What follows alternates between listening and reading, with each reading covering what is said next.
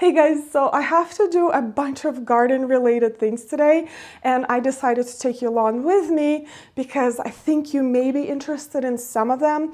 So first of all, I ordered some garden gadgets and they came in the mail and I want to unbox it with you. Also, I have to start some seeds and I may show you my seed starting station that I have in the kitchen. And I wanted to talk about the Amaryllis this year and some of the issues that I have with them and maybe some other things. But before we start, can we just appreciate the light in the plant room right now? It's incredible. I'm so grateful for this room, so grateful for all the windows and the lights that I have here. This is the reason I survive New Jersey winters. Okay, let's do the unboxing first and try not to be distracted by these. I know they are absolutely beautiful and we will talk about them later in this video, but I actually need to open this because there are some issues at my seed starting station and I need some of these supplies here. So the first one is actually electric sprayer. And I have used a manual sprayer for years, like this one. They are very inexpensive. You can buy one for as low as $1, but you have to use them manually. And a lot of times, if you spray a lot of things, your hands get really tired. And if you have any sorts of health issues like arthritis, like my mom has, it's pretty much impossible to use. Also, these break so often. So I went through so many of them and it's plastic. I don't want to throw it away and fill up our landfills. So I decided to invest in the electric one, which all you have to do apparently is press a button and it works. So this one is, let me just unscrew it.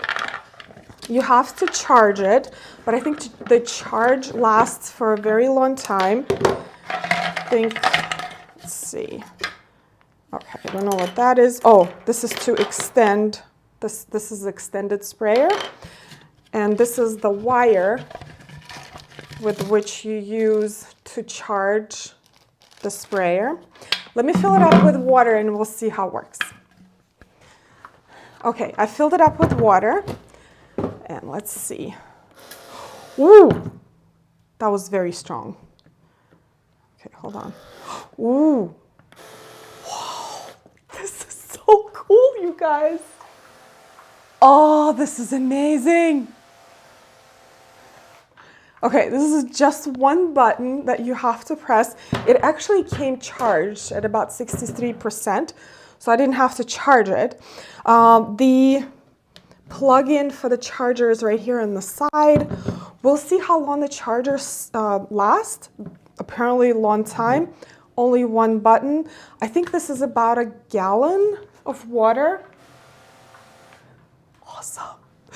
So the reason why I got it, obviously because I'm tired of doing this, and I do have a bigger one, the pump sprayer, but it's a little too big. So I needed something in between. I think this is a perfect size. I will actually use it in my seed starting station to spray some seedlings. We'll come back to this one. So the next product are the stickies from fungus gnats.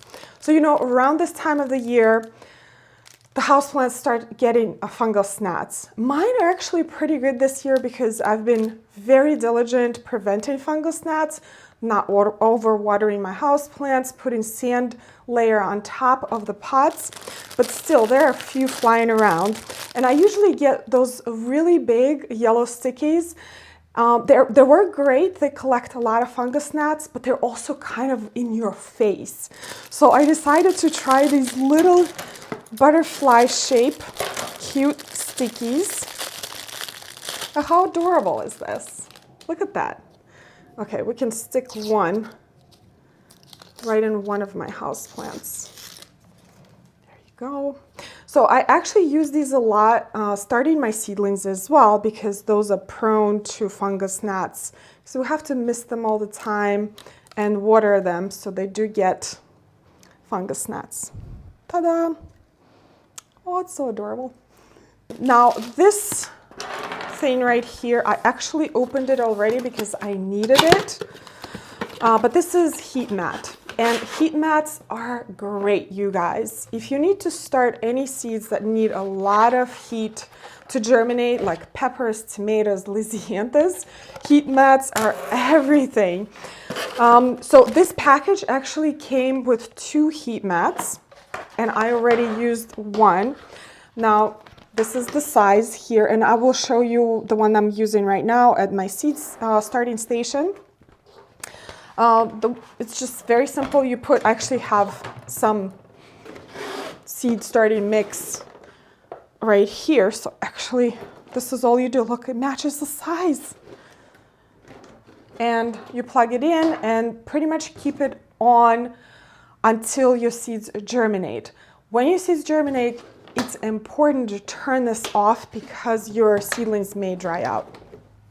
Okay, this package here is a Pro Plugger. And you guys know how much I love my Pro Plugger. I use it all the time to plant bulbs, small annuals. And this is an improved Pro Plugger. So basically, the older version is awesome, but sometimes you have the plugs stuck in here somewhere.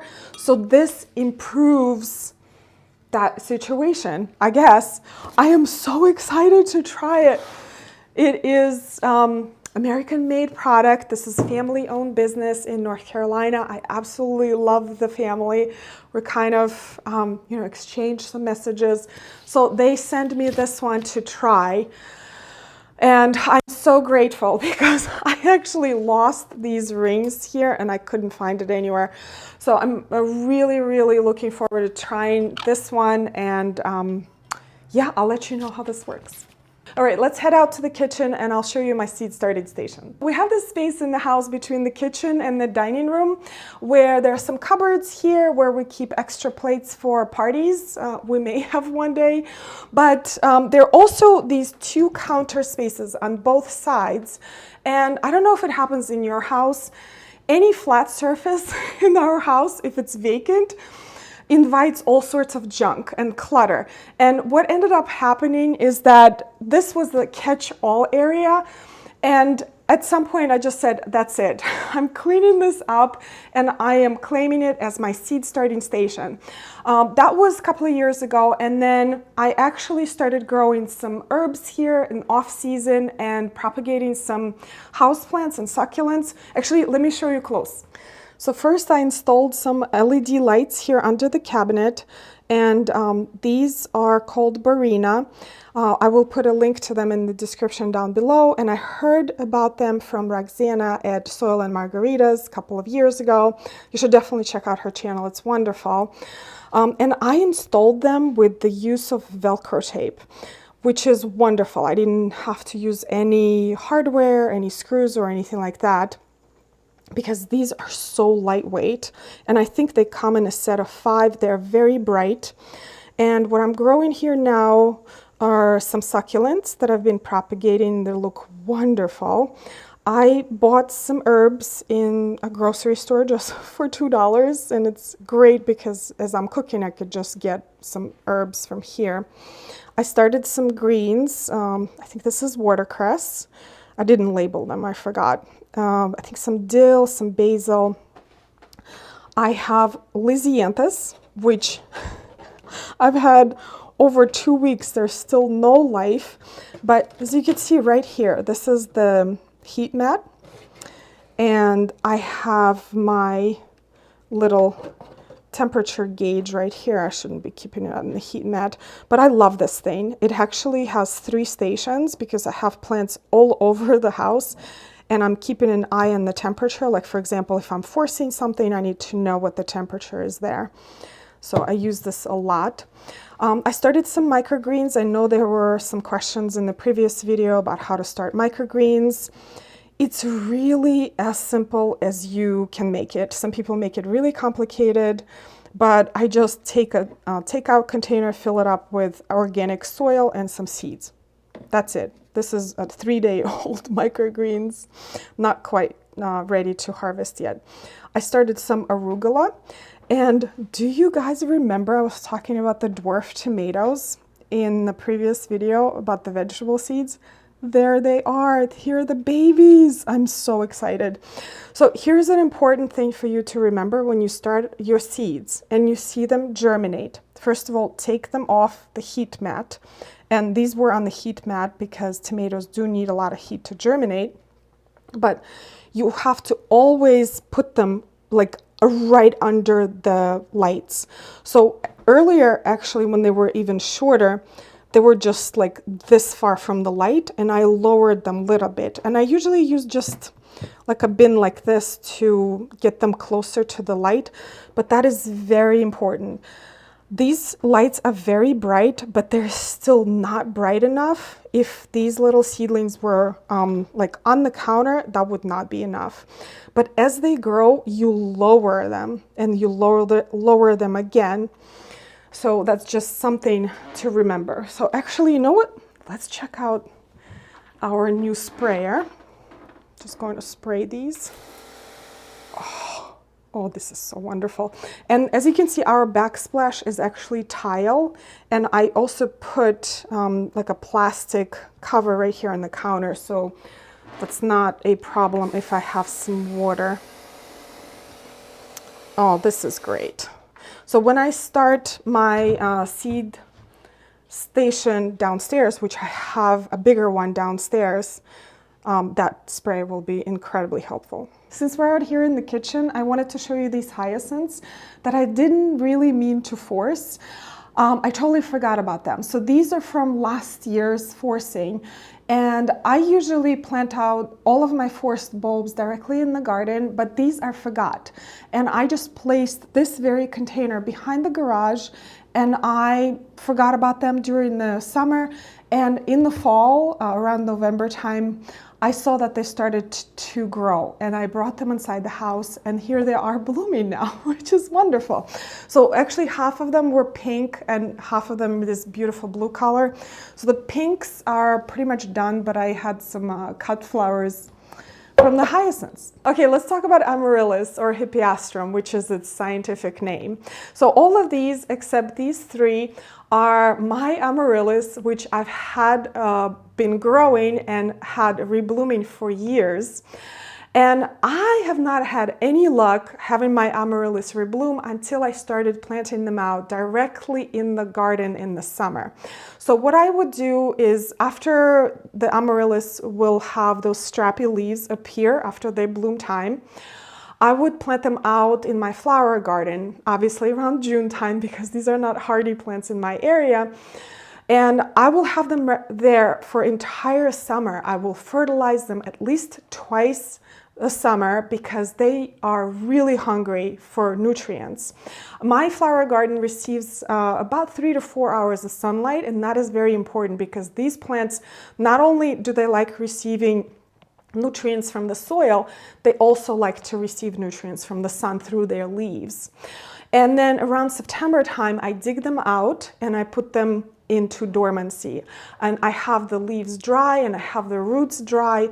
And by, I would say, November time, they look as your regular bulbs that you would buy in the store. And I would treat them as such. I would plant them out in pots. And here they are blooming. I was blown away when I had my first couple of Amaryllis rebloom instead of just producing leaves. And so, like for example, this one has 2 stalks. I never even dreamed about having just one bloom. This one produced 2. So what I'm going to do today, actually this one is done. As you can see, this is the last flower.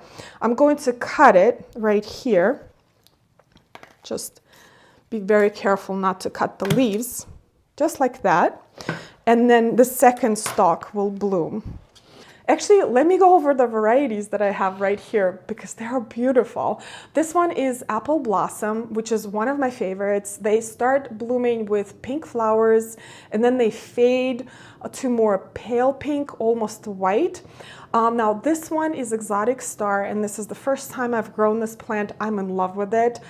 It has these beautiful chartreuse-like flowers with these raspberry stripes on it. And what else I like about this plant is that it's much stockier, much shorter, seem to have stronger stems. This one is Minerva, and I'm not normally into red flowers, but I love the white striping in the middle. And this one is stunning. This is Double Record, which is a double flower. The one thing you have to be careful with double amaryllis is that they tend to get really heavy. So a lot of times you do need some sort of support for the stem. Okay, now I want to talk about some troubleshooting of amaryllis. So this bulb, Minerva, this is the second year that it did not want to root in the soil. I have no idea why it's happening. So what I did last year, I actually had it happen to a couple of more bulbs. I think Apple Blossom did the same thing.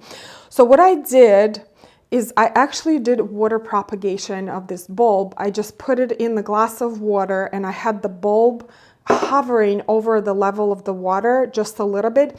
Do not submerge it in the water. It has to just hover, and they produced all of these roots right away. I mean, it took me like a month. In the soil, it produced nothing, but in the water, it did great. So what I'm going to do today, I actually am finally going to plant it in the soil because it does need the nutrients if I'm going to get another flower next year. So basically, the thing about bulbs is that you're setting yourself for success right now for next year. So you have to treat your bulb correctly, make sure that it receives enough sunlight and it receives enough nutrients. And being in the water, of course, it rooted, it's wonderful, but it's not going to get the nutrients it needs. So I'm just going to, let me just get soil. Okay, so I have this beautiful pot here. This is Berg's Pottery pot. I actually had a lot of questions from my hellebores video about these pots. I love them. They are on the pricey side, but I am letting myself buy 3 per year. I'm growing my collection that way. Anyway, I'm just going to put the bulb in the pot, just like this. The stem is a little crooked because I was not turning it when it was on the windowsill. And that's important, is to turn your amaryllis or whatever the bulb that you're forcing if they are on the windowsill, because they will reach out to sun and be crooked like that. But I mean, it's beautiful nonetheless. All right, so it's all set in here. All I have to do is water it.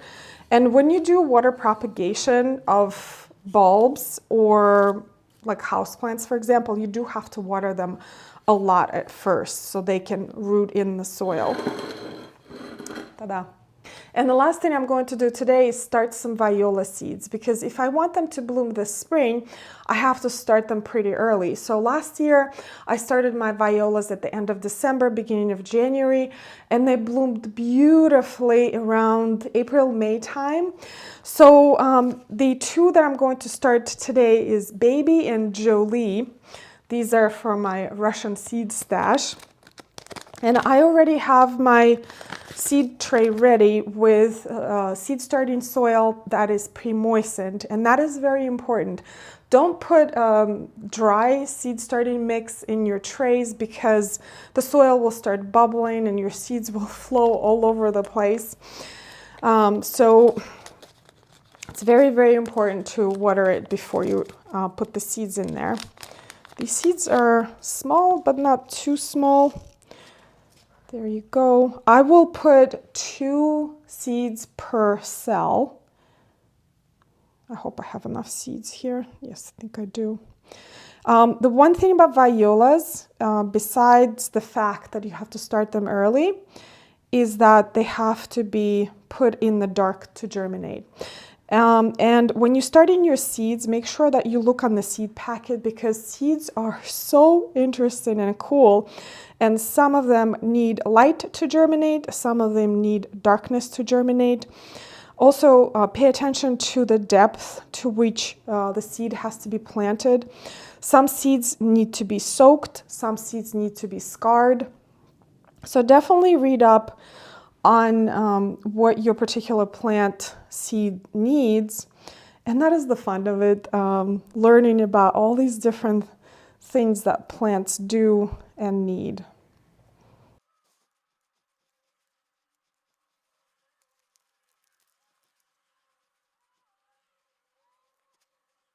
Okay, the seeds are in, and I made sure to label it because I will not remember what I started. And all I have to do is just moisten them a little bit more.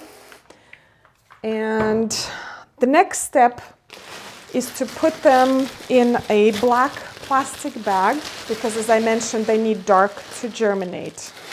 I will not put this dome on quite yet because the plastic bag will give them enough humidity. I would check on them on day 3. They do not need heat to germinate, but by day 3, usually you will see some action. All right, you guys, thank you so much for hanging out with me today. I hope you enjoyed this video. I hope you learned something new, and I will see you in the next one. Bye. Hey, Mish. Hello. Can you bring Mr. White? Can you bring Mr. White, baby? Oh my goodness. Oh.